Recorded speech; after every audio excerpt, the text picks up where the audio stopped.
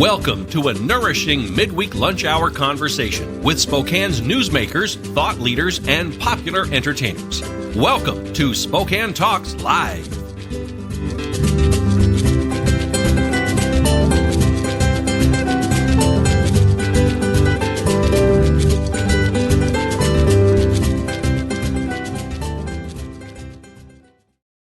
Welcome to Spokane Talks Live. I'm Kent Adams, and I'm pleased today that we have a special, very special guest co-host, and that's Larry Soren from Kimley Haygood. Larry, welcome to the program.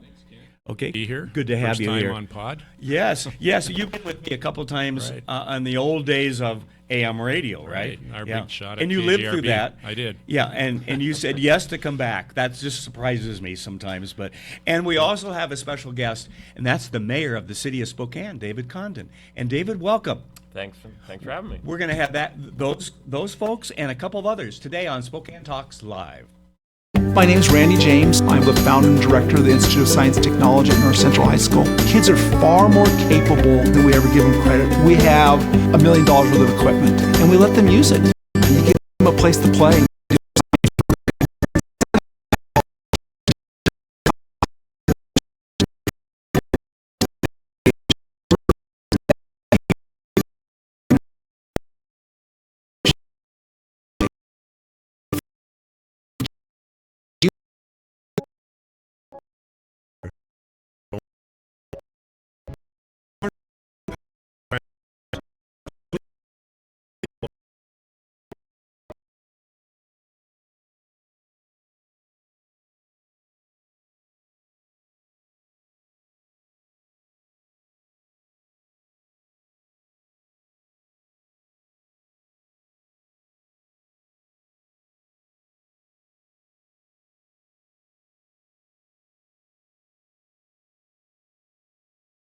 Welcome to Spokane Talks Live. It's May 25th. Can you believe we're almost into June? In fact, our next broadcast is on June 1st. I don't know where the year has gone. It's been crazy. It is. They say time flies when you get older. I know that, but Why did you It look? does? Why did you directly look at me? Okay, Wait. you're just a kid. What are you? 58? that's right. Yeah, That's and right. you were 16 when the mayor was born, I right? did the math. Yes. Yeah, did the math. Well, we won't talk about my turning 70 in a few weeks, but we're getting there. Anyway, Mayor, it's good to have you. Thanks for and having me. You've been a busy guy with all kinds of things going on. And one of the things that when Larry and I talked about, what would be a couple of the topics that we want to talk about today. And with Larry becoming in October 1st, I think is Correct. technically the time, the GSI chairman of the board, and you have 66 other folks on the board, Right. something like that, Right. and community leaders, and really from the private sector, so much of the directing of economic development and directing the traditional chamber activities and so forth. And one of your priorities is going to be economic development, which then equals jobs. I mean, that's what it comes down to. You look at the national level, you look at the state level, and even locally, it really comes down to jobs, doesn't it, Mayor? Because if folks don't have jobs, our human services and everything else, the crime, all of that goes up. It definitely does. And last year we launched the Spokane Jobs Initiative, and there's some key components in that. And that one is setting the groundwork for the private sector to create those jobs. We really are a performance-based organization, and so as we look at the success of the Spokane Jobs Initiative in a multitude of areas that I know we'll talk about today, but one is job creation, meeting household income increase, also increase in the assessed value of the city's property, the private property.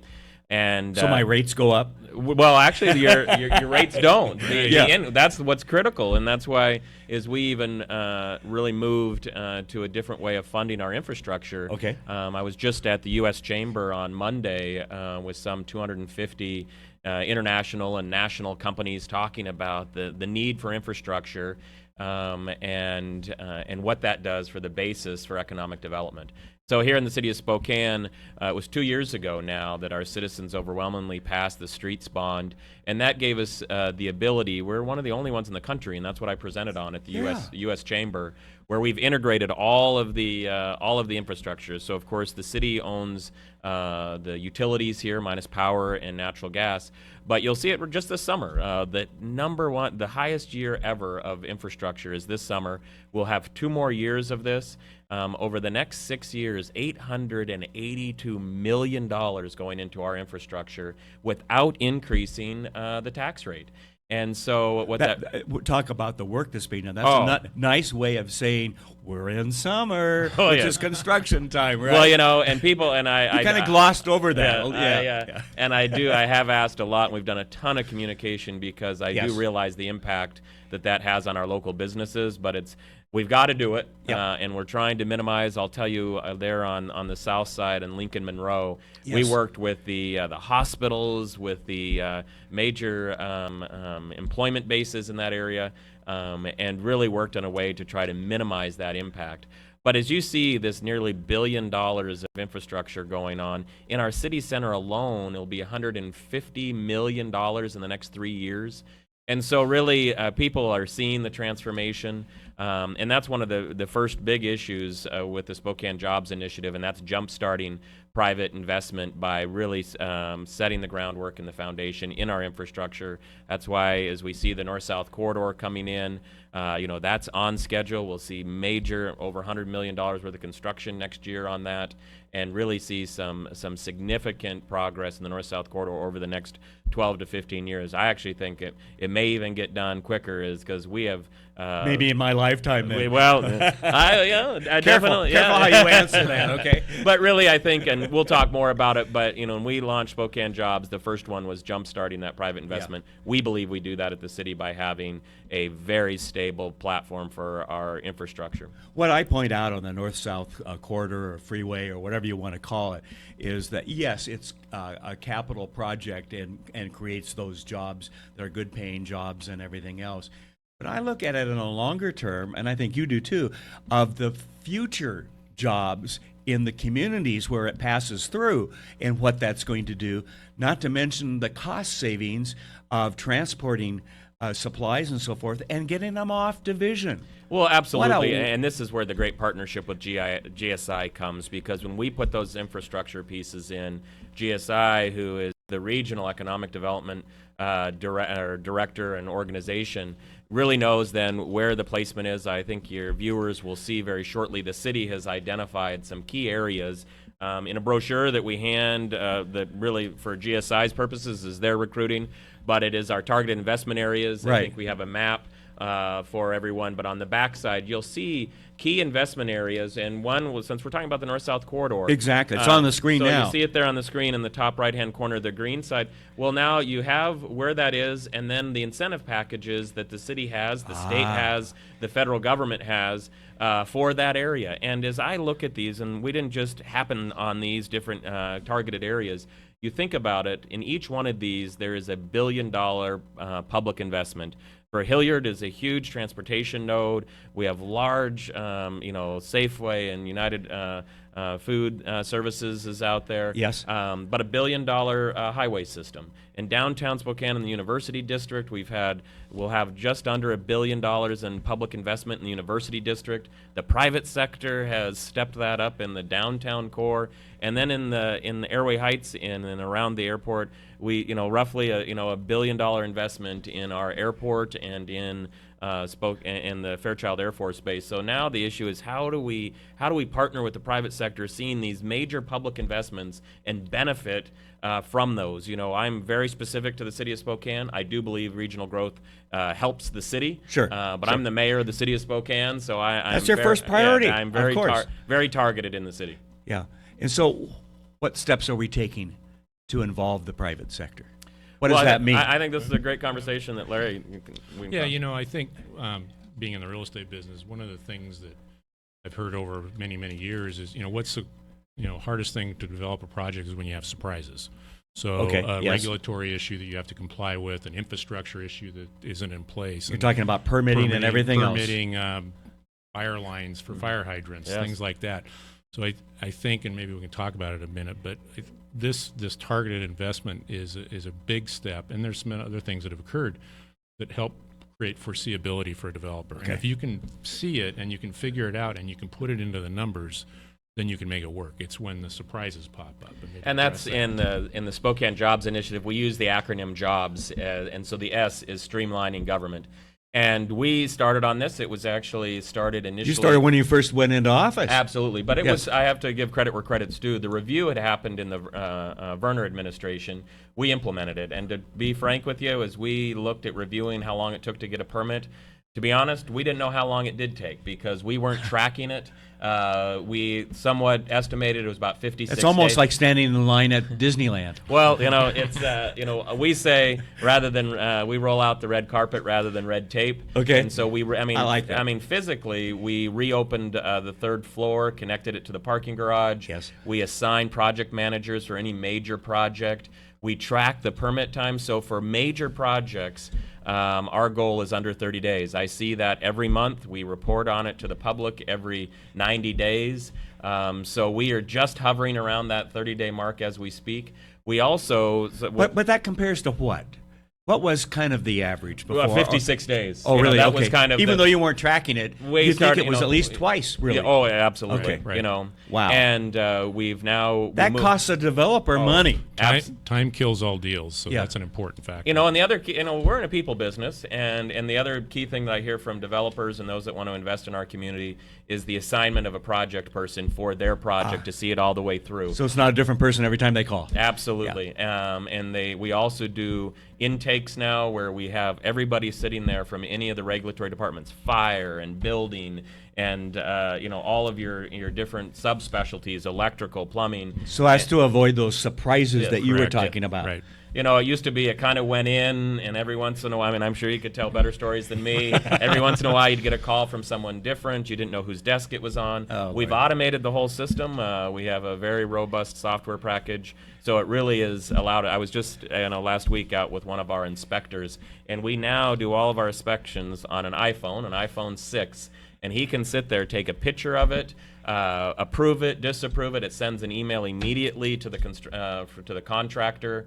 So there's no more looking for the pink slip on the wall or the yellow slip. Wow. Interesting enough, some of our developers and contractors ask us still to use that system because they aren't quite on the phone. But I mean, literally, as I watch them, and not only that. Well, they haven't probably wanted to make the investment until it was reciprocated at the government level. Exactly. And so, I mean, literally from where they used to leave with a big book, they now have them on their iPhone. You can have them mapped. A developer can see, all of the permits that are ever associated with every parcel in the city.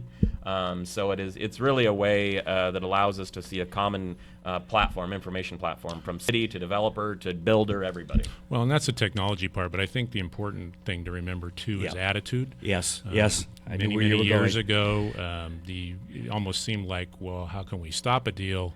Or how many not really how many roadblocks. Or the city knows best. On the code book, it says exactly this. Well, there's a couple of ways or more to accomplish this, whatever that is. And so there is a new culture that I think you see in City Hall as far as let's try to figure out a way to solve So the you're problem, seeing that not from create your the company problem. standpoint? Correct. Your And people the are telling you various- that? Yes. Okay. And I'm sure there's isolated issues where there's challenges. There will be but- in everything. But just the notion of we're going to try to figure out a solution. Maybe we can't get there, but we're at least going to try. That's different than it used to be. So you feel like you have an open door when you've do. got a We complaint do. and somebody will listen. And I think, that's exactly, even like I said, the physical layout of the third floor of City Hall. The reality is these are longer meetings. We even, one of the first places we put diagonal parking was in front of City Hall. And that was done on purpose. So it's called the My Spokane Initiative. We have the My Spokane Business, which is on the third floor. We have the My Spokane for citizens on the first floor, so the first and third. And it really allows us to look at customer service, allows us for that single spot for customers to come to. The third floor is connected to the parking garage, so you're going to be there for a few hours normally in these projects and meetings, and it really has facilitated it quite nicely. Wow, good, great. Well, let's take a quick break, and when we come back, let's talk about some other things that are going on. And one of the things that I've noticed, and has kind of been in the news recently, is the homelessness, which to me comes back to mental health. Because when you talk with Rob McCann and others in the community, they tell me about 85% of those that are homeless have mental health problems and so forth. And some of the other things going on, including let's briefly also touch on. I think you've got some 31 applicants for the what is it? The police chief. Yeah, sorry. I wanted to say mayor. Edit that out, right? No. And so let's take this quick break, and we'll come back and talk about those as well. We'll be- You gotta eat. You gotta watch. You gotta listen. You gotta run. You gotta play. You gotta ride. And hey, you gotta dance. On the go, in the moment, at the table. Spokane 7 keeps you connected whenever and wherever you choose. Subscribe to the experience.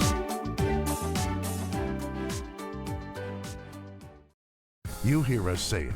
We are tracking breaking news in Spokane County where We're talking exclusive. I want to be the survivor and someone that reaches out and helps other people. These stories you'll only see here. My family's safe because he is off the streets. This interview, What is it like being a teenager nowadays? this investigation, this moment for the first time. I hope our apartment doesn't burn down. We don't just cover breaking news, we own it. Pretty scared, thought we weren't going to make it through. KHQ Local News, right now. Spokane Talks Live. My guest co-host is Larry Soren from Kimley Higgood and incoming GSI chairman of the board, and a guy that kind of knows and lives the daily beat with economic development and real estate and so forth. You having a good year? We're having a great year, at GSI, and we can come back and talk about this later, but it's really starting to take a look at what does economic development mean in our community, who is involved, because there are so many people involved, and what role can we play at GSI to facilitate, and I say, lead partner or support the various initiatives, whether it's the city, the airport, various other agencies. Right. I'm on the public facilities board. We think we're an economic development engine, so there's just a lot of people pulling on the oars, and we want to make sure that we're Well, in the I right asked you spot. about the city in terms of their responding and so forth, and you were very positive about that. Let me ask the mayor about GSI and the private sector. Are they stepping up like you want? Oh, absolutely. I mean, you look across the city right now at the construction going on. The what used to be parcels or lots that I could see never having building is now being building, whether it be on Division or whether it be in the downtown core. Heck, we used to have the infamous hole in the ground on 3rd and Division. The city, the citizens, and also partnered actually with the with the private sector in the sense that we use our parking funds from the downtown core to build the new gateway to the city. That was the #1 request of the Downtown Spokane Partnership. We'll do Lincoln. We made a Lincoln Street entrance this year. We made a commitment that we do an entrance each year. So Lincoln is on the, and so you really see that construction happening. You see the good news as we talk about economic development. Of course, there's key areas. One of the key areas is healthcare, and you see us having on the horizon 2 medical schools. We have a pharmacy school here already with 600 students in our downtown core. We have a real campus downtown. Oh, absolutely. I mean, we really do. And that's where then the private sector and the public sector, that's in the new transportation connecting bill, Connecting Washington. That's why I believe that connection, that gateway bridge that you'll see go over the Burlington Northern Rail there, really unlock the south side of the University District and really utilize that area on Sprague.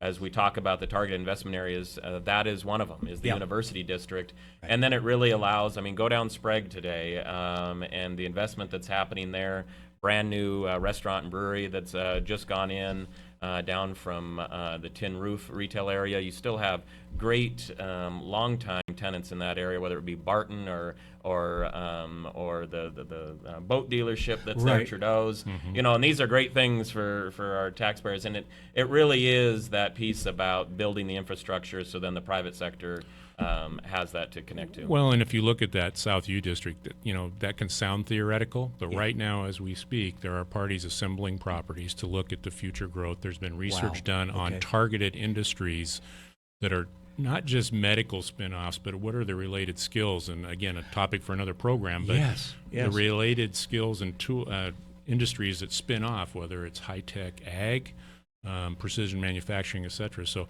these things are happening now. I Yeah. mean, people talk about them in the theoretical sense, but it's not theoretical, it's real. Well, and I think I mentioned before, and I don't remember which program I was on, that I had not driven through and really looked as when I was driving through the U District, and that I'm looking around and realizing that we really do have a campus downtown. Absolutely. I knew we had a couple of buildings, and oftentimes I go directly to the building and not pay that much attention.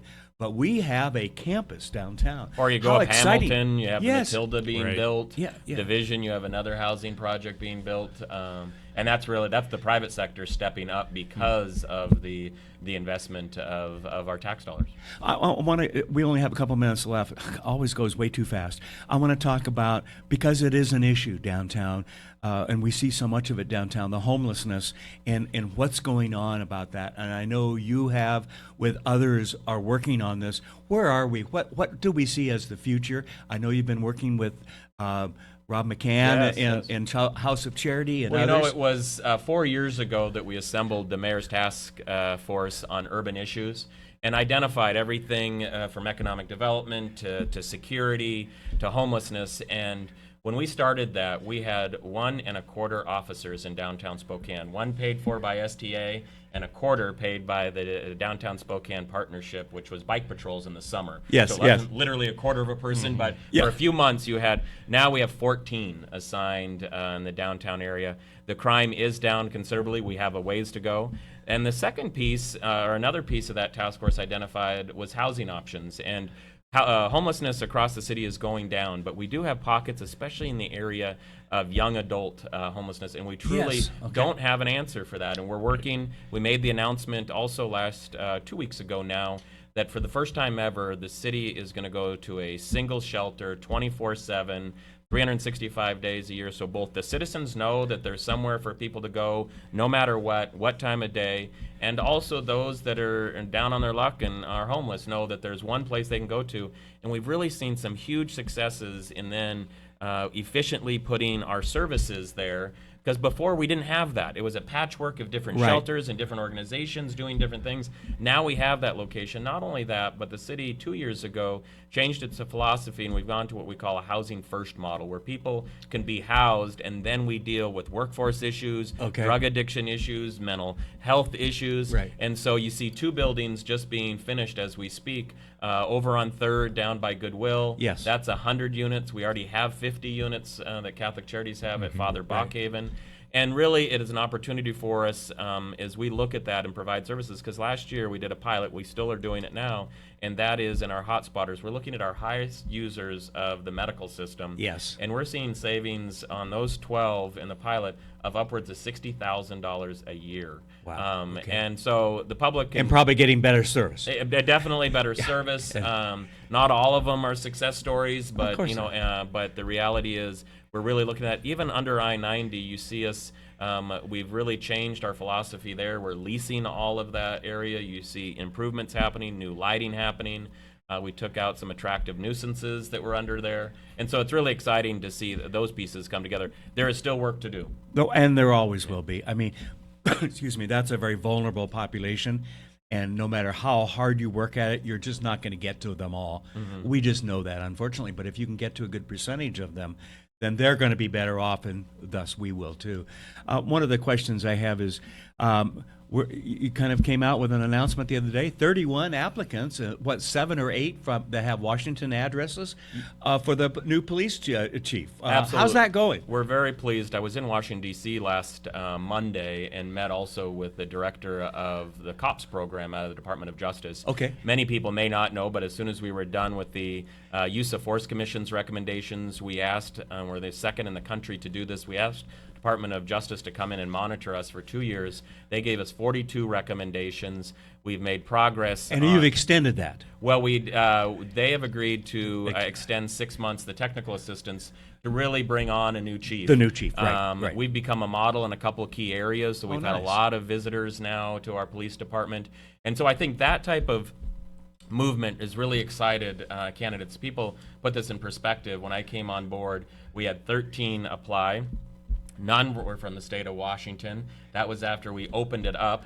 We did twice, and so I'm excited. I will see the last 4 candidates. One of the recommendations from the Police Leadership Advisory Committee that I assembled to give us a real good sense of what the jobs description should be. What's important to the community. And we had a program on that, involving business. And, so one of them was that we should have an executive search firm, which the city had, we do it from time to time, and this is one of our most important positions. I think that's helped out. We've had an account manager. So they will, through a selection committee, select the top 4 candidates to come for a very robust, in mid-July, community interview process. So at that point, those names become public? Yes, exactly. Yeah, because right now you don't want to make them public because you've got people who are in existing jobs who don't want everyone to know that they've applied out unless they're Spokane, one of the final Washington. Unless they're one of the final contenders. Yeah. And I think that's helped the applicant pool because then people know that. I also think, like I said, as I talked to the director of cops, we were invited to the White House 3 or 4 months ago, and what we're doing. Was that Patrick? Patrick Stryker, you were talking about no, here locally? Cops. Federal. Federal. Okay. That's it's part of the Department of Justice. Oh, okay. And so we were at the White House, really these talking acronyms. about, talking about our utilization of body cameras. We're the largest department in the state of Washington with the implementation of body cameras. There is a lot of issues around them, and some very positive, but with lots of technology, there's sometimes a downside to that. And so we're really on the forefront of the implementation and the procedures and the policies around body cameras.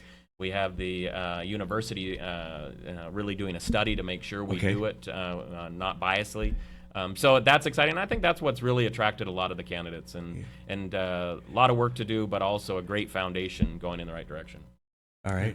We're in a good spot right now, I think. I think we are. I mean, it's and we haven't even begun to talk about some of the activities. We're in May, June, July, which is a great time of year.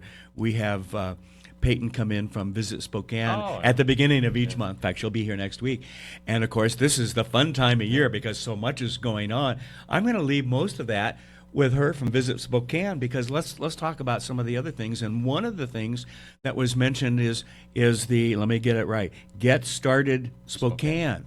What is that? Well, this is part of the It's around food, right? Well, in this case, so now you've got my attention. So I talked a little bit about the initiative Spokane Jobs and the S being streamlined. The city of Spokane doesn't license any type of business. A lot of people think we do. We do your certificate of occupancy for a building. We implement building code. But most of your licenses come from state agencies. Okay. And so when a small business comes in, they come to the city, say, I want to open a restaurant. Well, the lion's share of what they need to do is really directed by the state and the Department of Health. And so this is a partnership. We're the second in the state to do this. And this one in particular is with the Department of Commerce, Department of Health, and having a single checklist for restaurants, no matter what level of government, has the point of contacts on there for when you need to have certain things inspected, the meal handler permits, all of that sort of thing, which the city doesn't do, but I really think as the city, as we talk about reducing red tape and rolling out the red carpet, is that's not for the business owner to figure out. Now they have a checklist. We really see this as the bread and butter as we go into other businesses. Pun intended, I know. Yes. Daycares, other businesses that are highly regulatory and perhaps rightfully so because of what they're doing. But that regulation doesn't have to be so burdensome that somebody doesn't comply with it. Well, it's refreshing to hear a government official talk about making it easier for business rather than putting the obstacles out in the way so they trip over it constantly. Well, and it's not about deregulating. We have not deregulated anything. When I just talked about this restaurant, we don't have authority over many of those regulations. But if we can facilitate it, it's that much better. I think the only thing that we suggested, we used to have a fire hydrant rule that said a fire hydrant had to be within 70 feet and on the same side of the street as a business. And interesting enough, when you look at the history of that regulation, it was because they didn't want to have the water hoses over the street. For the horses? Well, no, to reduce commerce. And I'm sitting there thinking, well, now for a small business in some of our in our neighborhood business centers, which people love, they love Perry District, they love the Garland District, they love downtown Hilliard. Well, for some of those, a $70,000 new hydrant on your side of the street, or $35,000 that can make or break. You're done. Yeah, And so that was the only. To date, I think that is the only thing that we actually asked the council to change.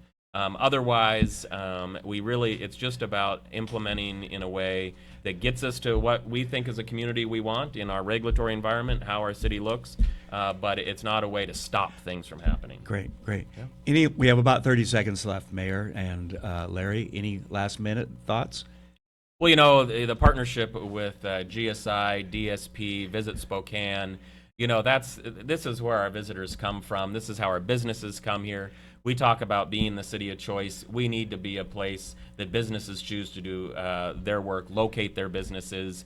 We need to be careful of the regulatory environment, of increasing the regulations, and really look to facilitate job growth. The number one issue that our citizens want is jobs. Yep. And we need to figure out, how we do that and how we support the private sector in creating those. You've got kids. Yes. I've got grandkids. You've got kids. Yes. We want jobs for them. Absolutely. We want to ensure that there are jobs when they're ready. Well, it's graduation season right now. Yeah. I've been to several graduations. We have amazing universities. We have amazing school system. You want those kids to really have a tough time not deciding to leave the city of Spokane. Or at least a positive Yes. opportunity to stay if they want. Yeah, absolutely. Or at least the notion that I'm going to go spread my wings and I'll be back in a few years. And that happens a lot. We see that, Right. don't I we? did that. But Yeah. that they know they're coming back, not they've, Mayor, thanks for coming. Thanks for having me. And good.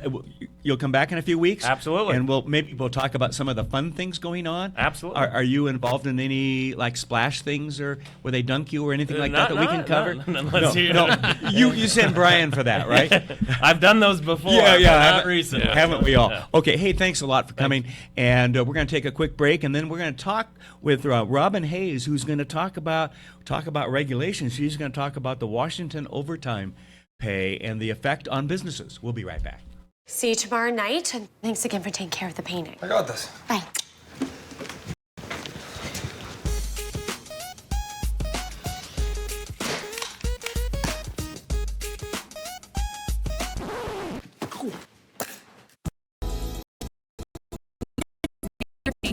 Let the experts.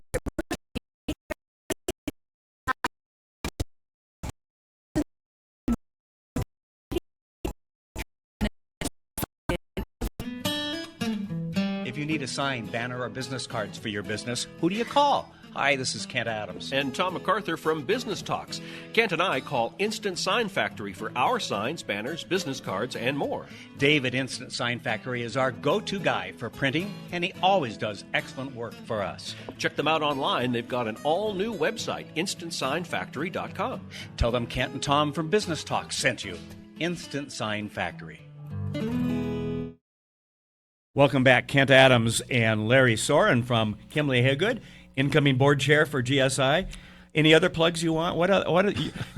I love your signature. You've got all these initials after, which means you took a test or did something or gave blood or whatever, DNA. You can buy your way into heaven in our business. Oh, No, okay. a lot of, he's only career- president, you know. Yeah. So it's a long time in the business, 33 years. So you acquire some of those credentials along the way. I'll bet you. Yeah. I'll bet you have. Good. I'm glad you're here today. We have. I'm going to get this right this time. Right. Robin Haynes. Yes. And Robin's from McNeese Wheeler, and you heard the conversation with the mayor talking about moving things out of the way for businesses, and one of the things that's being kind of shoved down our throats right now is. Oh, did I say that? You did. Okay. Yeah. Obviously, I have no opinion on this. No.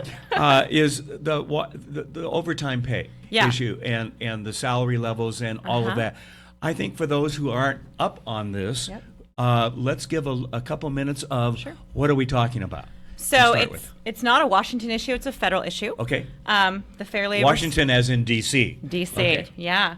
So the issue is really about who is exempt as a salaried employee from overtime compensation. We haven't looked at this issue since 2005, so it's been a minute since we've addressed that.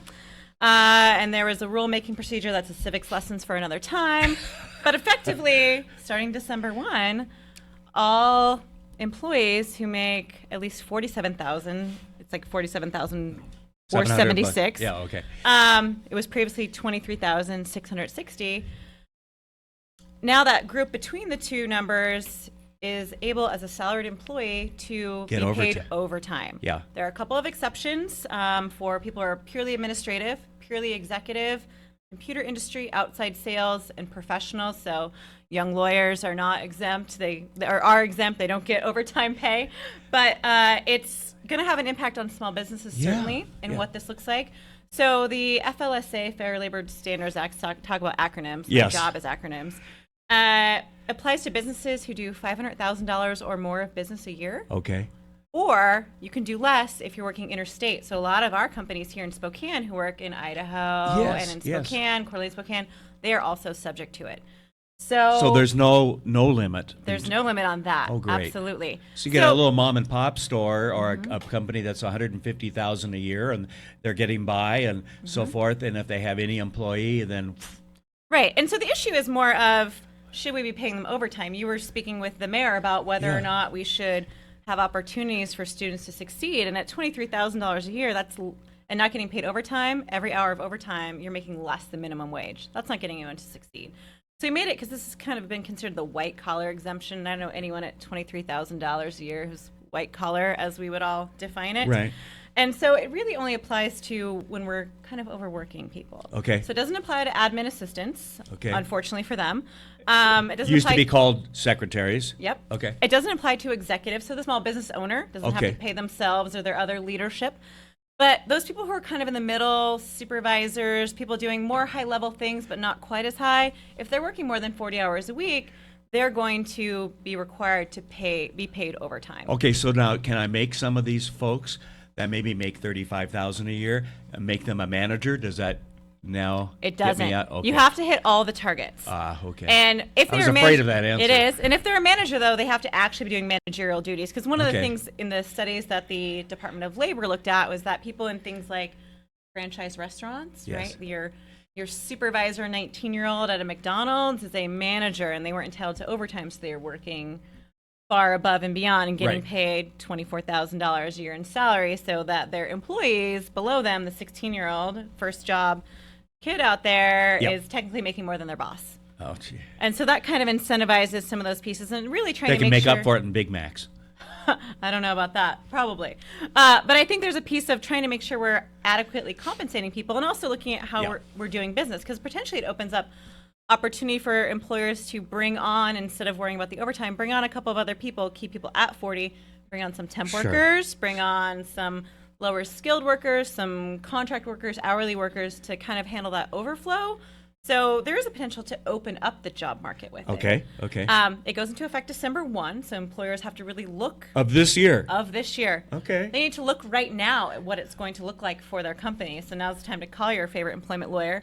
But there's also a piece of unlike the prior rules, there's also now a piece where the salary threshold is going to change every 3 years starting in 2020. Kind of like Social Security type thing based on, yeah. So some okay. kind of CPI calculation. So it's going to go up a little bit each time, and that's going to be Not be looked at every 15 years. exactly, Okay. and have a rulemaking procedure to get there. And so it's going to affect potentially about 4 million workers in the United States Okay.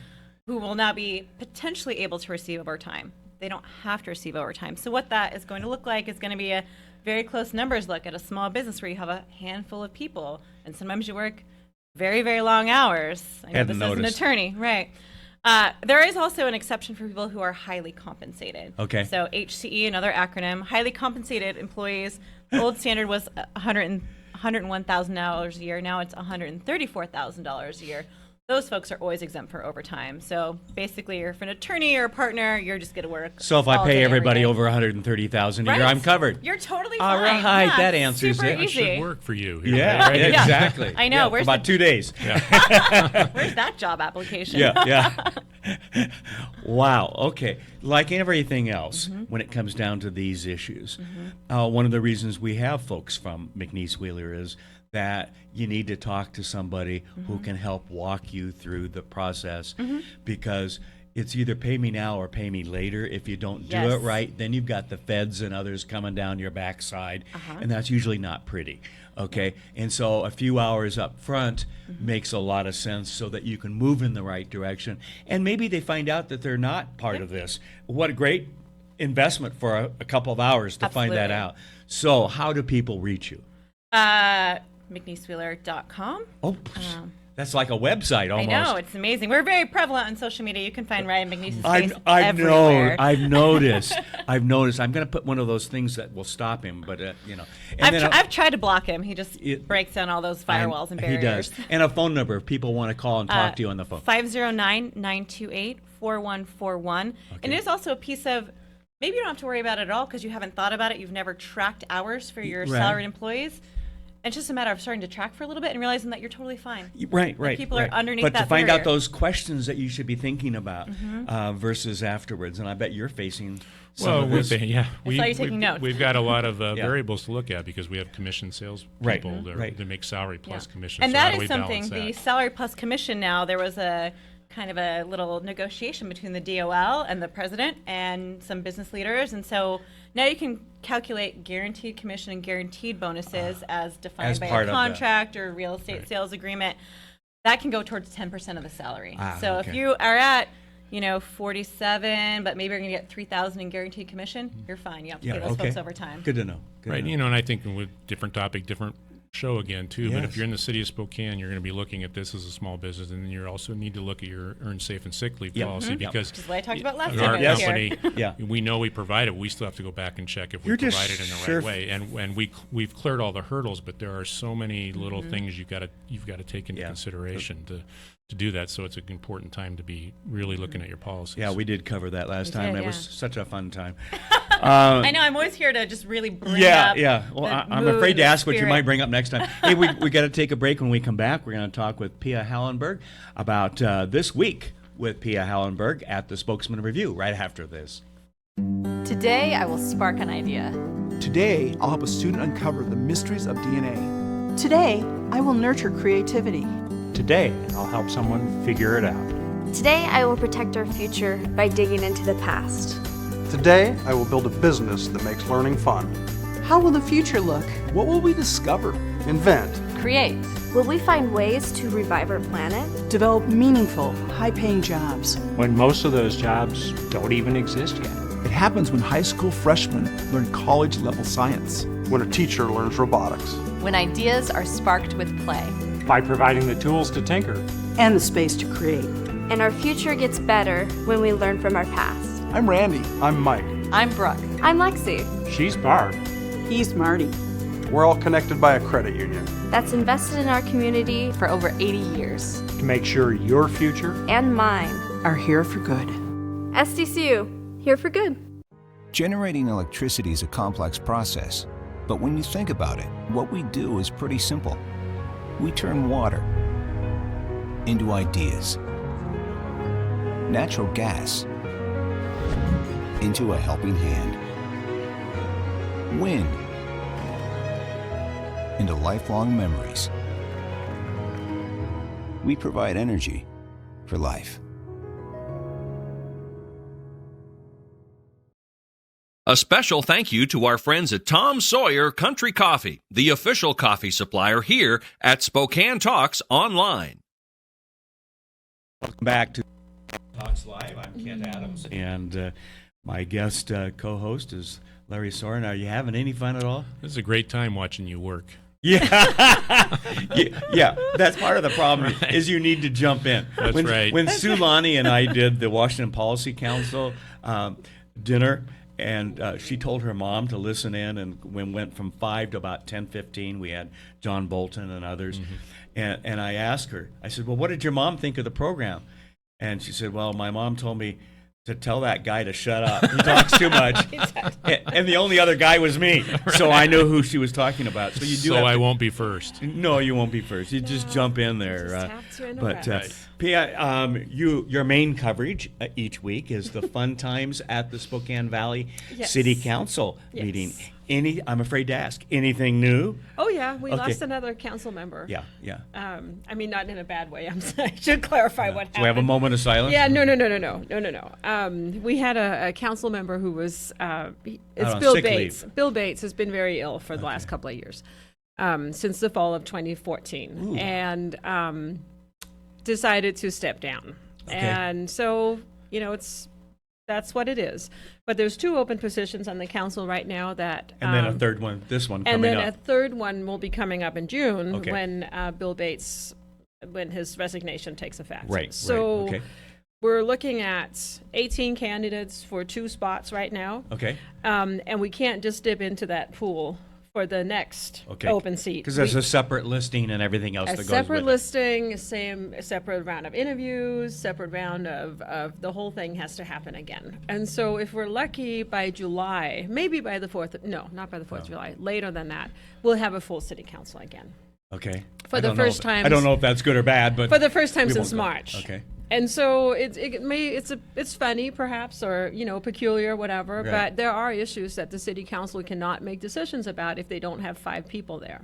I understand the other night that you were kind of mentioned by one of the speakers at the city council. Yes. Indirectly or directly? You mean last night? Oh, was it last night? Okay, Yeah, yes. it was last night. Yes. Okay.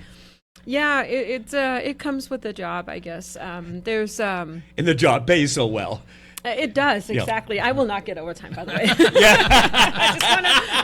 I've worked 2 12-hour days, but I don't think I'll get overtime. Note to Stacy Cole. Yeah, don't pay her anymore. Yeah.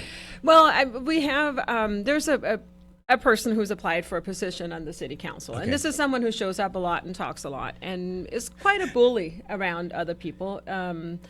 Will confront people, say, I know where you live, Is that this kind a of thing. convicted criminal? No convictions. Oh, okay. Okay. No convictions. Oh, okay. But served That I time know in of jail. yet. But has been in jail and some other thing? Can we keep it at arrested a few times? Okay. Yeah. Okay. Oh, no, he did spend time in jail. He was in jail, actually. Okay. But, so it's just the demeanor, Yeah. the sort of bullying, The the meanness. I know where your business is, what are you doing here, what is it he always says? Oh, the beatings will continue until morale improves, or the beatings will continue. And you know what? I'm not going to use that word, but it's a lot of talk, right? Yeah. So, but it intimidates people. Yeah. And I just started looking into, some of all these stories that. So he's you're been working on sharing. some things, aren't you? I am. Yeah. Yes. Yeah. I got to ask you, Larry, because. And that's what he was upset about. Right. It's like someone at the local newspaper is looking into my background. And how many local newspapers do we have? That would be a hard one to figure out. Right. Yeah. Well, Larry, you have businesses. You represent clients out in the valley. What's it like from a business standpoint with all that's going on in the Valley City? Any issues, problems? Is it not really hitting your people? Well, I think from the business standpoint, it's probably more theater than impacting them day to day right now, unless any of these are 5 vote implemented decisions come up, or budget. I think those are budgetary items, yeah, among there's other the things. budget But amendment, yes. so I think from that standpoint, I think you look at it from the civic involvement, or in a role of, there's issues with tax dollars and spending and things like that people are starting to wonder, where is the city headed, and where will they be? Like And again, a $500,000 bill? We just talked with Mayor Condon about foreseeability. Right. Well, if you're in the business world, it's foreseeability. What will that climate be? And you remember when we had dysfunctional councils, they were really hard as far as businesses looking at our city, because it was known, and so it becomes a real hurdle. So I think the sooner that they can find a direction, and really, practically speaking, any direction, pick one, is important. Well, and also if they could, the structure of government is different in the valley, so we don't have a strong mayor in the valley. We don't have a spokesperson for the council. So even if they who do you talk to? Even if they agreed on the direction, it's very difficult for them to communicate what's going on. Right. It's gotten a little bit better, but I've yet to get an email or a statement from a council member in the valley. It just does not happen. Yeah. Because they're part-time, and it's a smaller council, and I mean, I understand all that, but with all due respect, there's a communication issue. But the media, the press, who represent really our community out there to ask the questions on their behalf and so forth, needs someone as a contact. We can complain about whether the press person with this city or that entity is the greatest person and is giving us a line. Yeah. But at least when you ask questions with one person in mind, they can find answers for you or direct Yeah, well, you or help I mean, you. the city does have a PIO, a public information officer, and she does a great job, but she speaks on behalf of the city. I mean, she speaks on behalf of, are we putting in a new road, or, you know, this is when the pool's open, that kind of thing. And so politically, I have no other choice than calling 7 people, well, 5 right now, soon 4. I mean, 5. Yeah. Which is a headache, really. Well, if you're working on a story, because and also it's not always fair, because some council members are more comfortable speaking up than others, and so people say, well, why do you always talk to that guy? Well, he returns my phone calls right away, or you know, he's very active on social media, and so it's a little bit of a struggle, but maybe we'll figure it out. Okay, and maybe we can get the mayor from the city, the Valley City, or someone to come down here one of these times. That would be wonderful. It's been a while since I've invited anybody, but I will invite again. I have invited them several times, and so maybe we can make that happen someday. All right, Pia, thanks for coming. Good to see you as always. Thank you. And we're going to take a quick break, and when we come back, we're going to talk about scones and loans. If you need a sign, banner, or business cards for your business, who do you call? Hi, this is Kent Adams. And Tom MacArthur from Business Talks.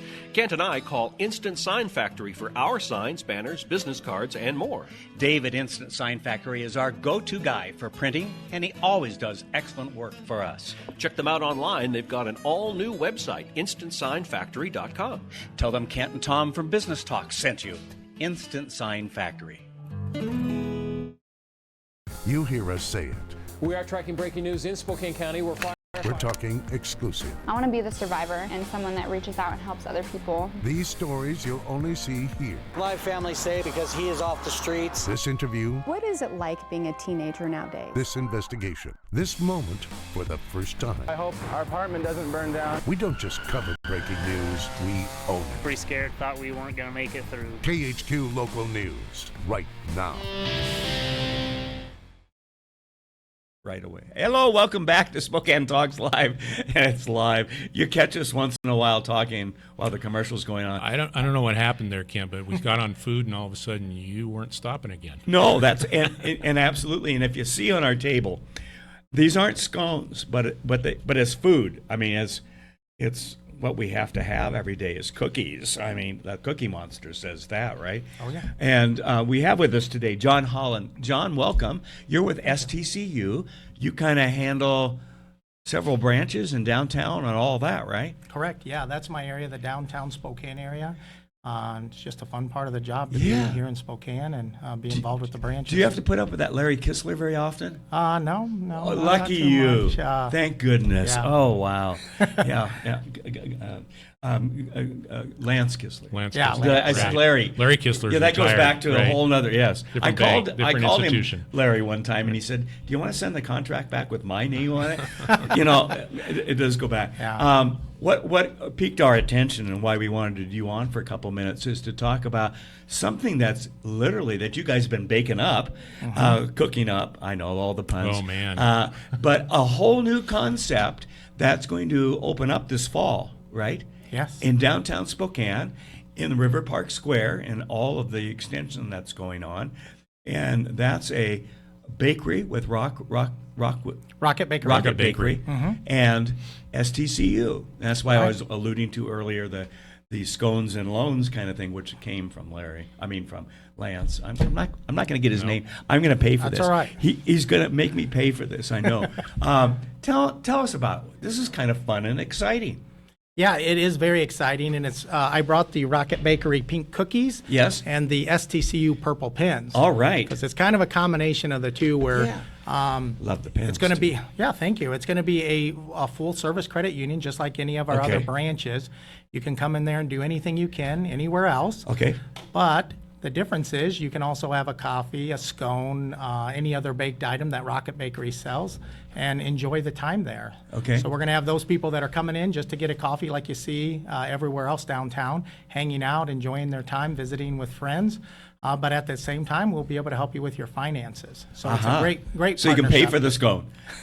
Yeah, loans for scones. That's probably another one too. Yeah. So, yeah. Well, okay, tell me about this. I'm trying to visualize this. You're in a big room and you're in part of it and they're in the other part, or different levels. How does it look? Yeah, you're kind of right. It's a unique concept for us in a Yeah. way too, because it's a 2-story branch. Okay. So it's going to be next to where the Urban Outfitters is going in. Yes. And so it's going to have a bottom entrance where you can get from street level. Okay. By the river park. And then also the skywalk level as well. Of course. So we'll be doing banking in both levels, and Okay. they'll be doing baking in both levels. Wow. So it'll be really nice. So mostly the bottom downstairs will be the main look of Rocket Bakery. Okay. But we'll be able to do some banking for you there as well. Okay. And then you'll be able to go up the stairs and be able to help you more up there as well. So All right. new accounts, loans. I was going to say, what's going to be covered? Everything. Yeah, everything. Okay. Yeah. Now you're in the Hutton building right now? Right, that's where my office is. Okay. Right. But there's full banking there too, right? Correct, yeah. Okay. But this branch is moving, correct? Yeah, right now we're located in the Crescent it? building. Oh, okay. So it's been a location we've been at since 2000.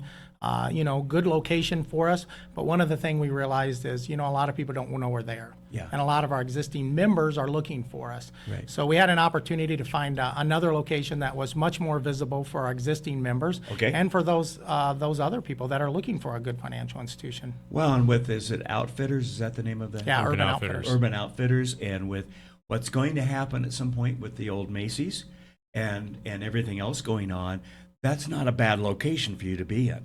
No, I mean, yeah. You're picking the right spot, don't you think? Yeah, we're pretty excited. Yeah. We think it's going to be good. There's a lot of skywalk traffic, a lot of traffic coming in from the mall. And then, as you know, right now the weather's great, and people are outside walking everywhere. And Yeah, just we to let be able them to do have that at this time of year. Yeah. And have that opportunity to walk right in is great. Right. Okay, so when do you open?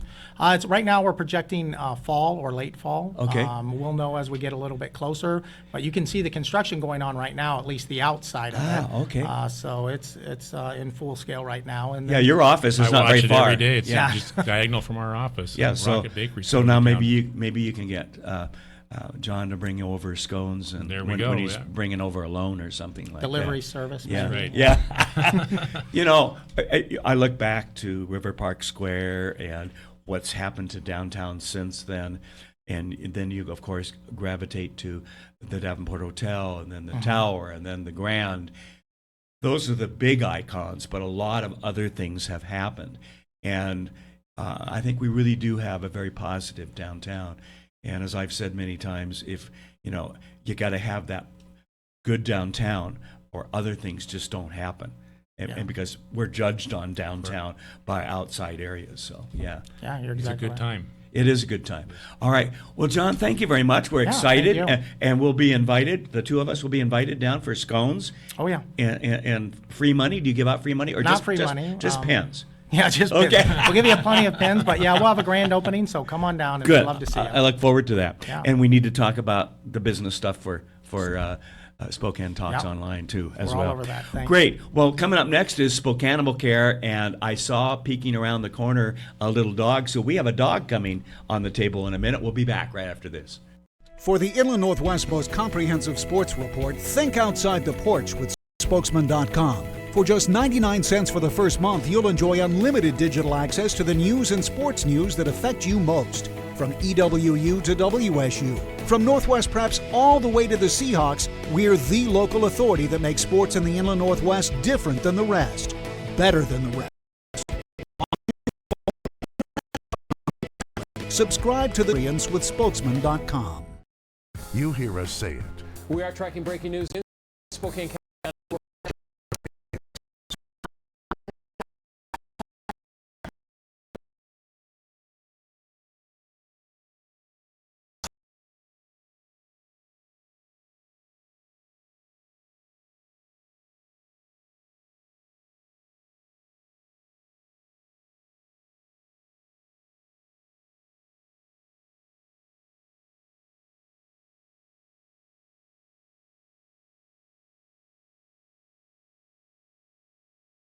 Welcome back to SpokaneTalksOnline.com and Spokane Talks Live.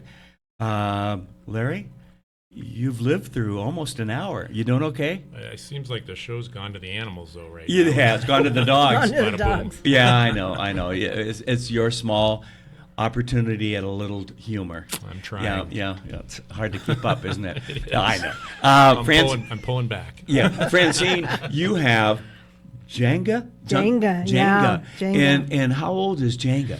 Jenga's about 4 years old. Okay. And she's a little Chihuahua, maybe mixed with something, I'm not really sure, but Those things happen. those things happen.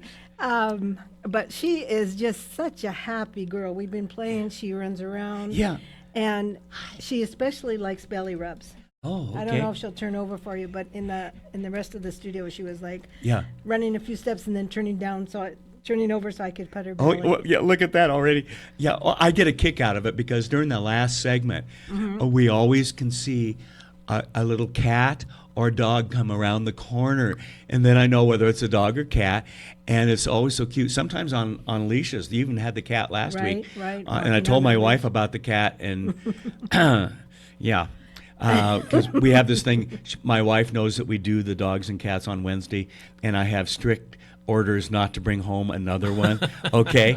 And I'll tell folks that are watching what happens right after we shut down is certain staff members come out of the woodwork, depending if it's a dog or cat, and we actually had one of our interns almost adopt a dog a couple of weeks ago. Right. And so, in fact, she's finishing up her studies at EWU right now.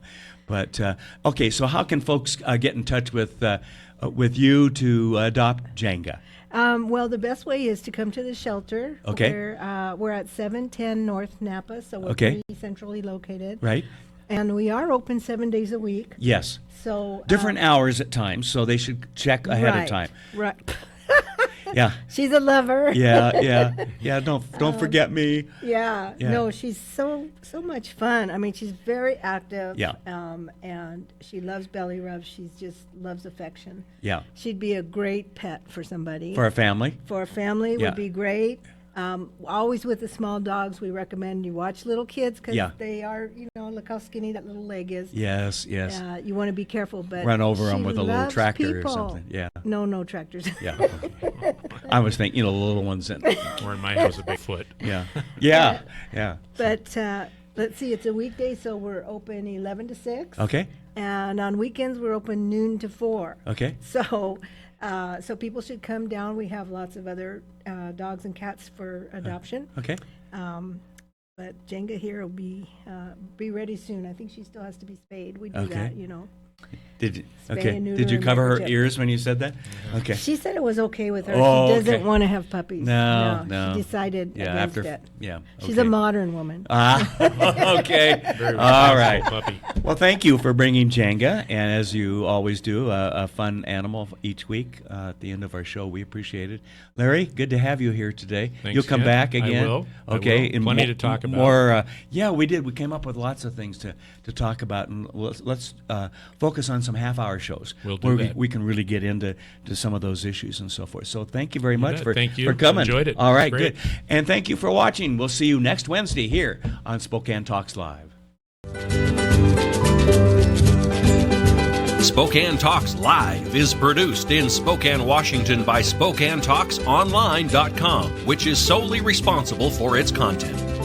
To recommend a guest or topic and to watch or hear this program again, go to SpokaneTalksOnline.com. Join us next Wednesday at noon for an hour of great conversations on Spokane Talks Live. Hi, this is Kent Adams, co-host of Business Talks. I'd like to introduce you to a couple of friends, Lisa and Alan Gwaltney of Window World. I've known Lisa and Alan for a number of years and know them to be honest and caring folks. They take pride in their windows, sliding doors, and blinds. So when it comes to your home, call them direct at 509-456-5880. That's Window World of Spokane and Coeur d'Alene. And if you tell them Kent sent me, they'll give you 5% off a 5-window installation. Call them today at 456-5880.